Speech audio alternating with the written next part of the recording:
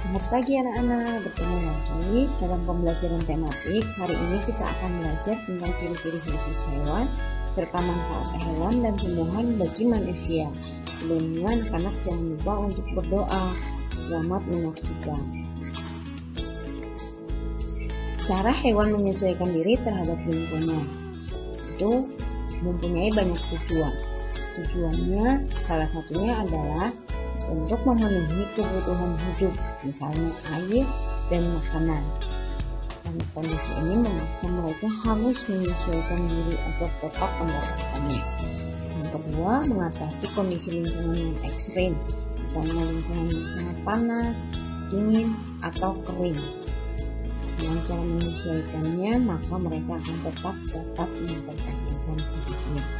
Dan yang ketiga, melindungi diri dari pemangsa. Penyesuaian struktur gigi terhadap jenis makanan pada hewan, contohnya buaya, memiliki struktur gigi taring yang sangat tajam untuk memudahkan dalam memakan daging. Demikian juga hewan yang lain seperti singa. Dan sedangkan pada hewan pemakan tumbuhan atau herbivor biasanya gigi taringnya tidak terlalu tajam, tapi yang lebih tajam itu adalah gigi seri untuk memotong makanannya. Yang kedua, penyesuaian bentuk paruh terhadap jenis makanan, contohnya kepada bebek. Bebek merupakan hewan pemakan cacing sehingga memiliki paruh yang lebar dan memiliki struktur seperti sisir di bagian pangkalnya yang berguna untuk menahan makanan yang licin agar tidak lepas dan menyaring makanan dari lumpur. Penyesuaian bentuk kaki, contohnya pada burung pemakan daging, bentuk kakinya kokoh dan memiliki kuku yang tajam, fungsinya untuk menginjak kerang mangsa dan merobek makanan. Penyesuaian bentuk mulut pada serangga, seperti pada kupu-kupu memiliki bentuk penghisap sehingga memudahkan untuk mendapatkan nektar yang terletak di bagian mulut, atau nyamuk memiliki jenis mulut penusuk dan penghisap untuk mendapatkan darah. Cara hewan beradaptasi terhadap lingkungan berbeda dan melindungi diri dari pemangsa. Cara hewan beradaptasi pada kondisi lingkungan tertentu. Contohnya unta merupakan hewan yang hidup di daerah gurun yang panas dan kering.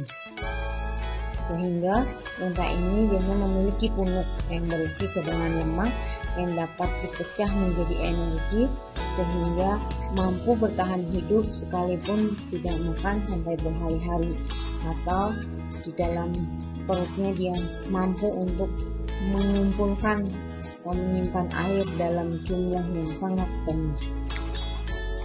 Beruang kutub hidup di kutub. Beruang kutub melakukan beberapa penyesuaian seperti rambut putih sebagai kamuflase agar tidak mudah terlihat oleh pemburu dan lapisan lemak di bawah kulit untuk bertahan di suhu dingin.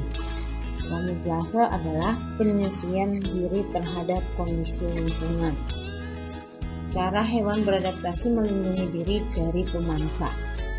Contohnya bunglon memiliki kemampuan mimikri, artinya kemampuan untuk mengubah warna kulit sesuai dengan kondisi lingkungannya.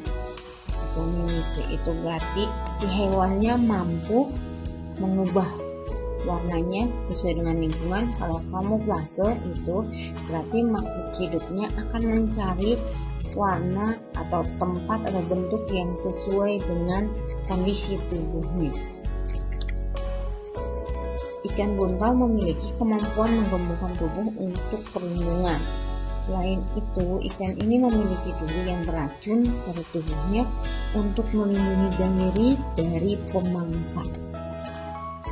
Kamuflase tadi contohnya pada belalang sembah, itu merupakan penyesuaian diri dengan kondisi tempat yang sesuai dengan tubuhnya. Menyesuaikan diri dengan kondisi tempat yang sesuai dengan tubuhnya. Misalnya belalang daun dan belalang sembah. Belalang sering hinggap pada daun untuk menyesuaikan warna dan bentuk tubuhnya. Jadi orang yang melihat itu seakan-akan sama antara daun dan belalang tidak terlihat. Ketiga itu ada cicak autotomi atau melepaskan bagian tubuh. Terus ada menggulungkan diri pada terenggiling, itu berfungsi untuk melindungi diri dari serangan musuh. Selain terenggiling, ada kaki seribu dan hitam contoh hewan yang menggulungkan diri.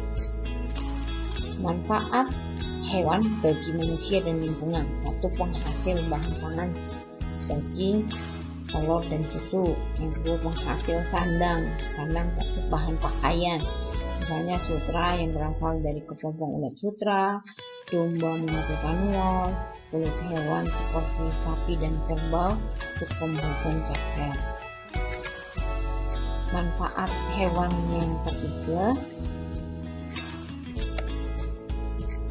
yaitu penghasil bahan kerajinan, kulit sapi dan kerbau untuk pembuatan wayang kulit, bulu angsa untuk kop, terus penghasil pupuk organik. Yang kelima, penghasil tenaga gajah untuk mengangkut kayu, kuda untuk menanam delman, atau kerbau dimanfaatkan untuk membajak sawah. Dan manfaat hewan yang keenam yaitu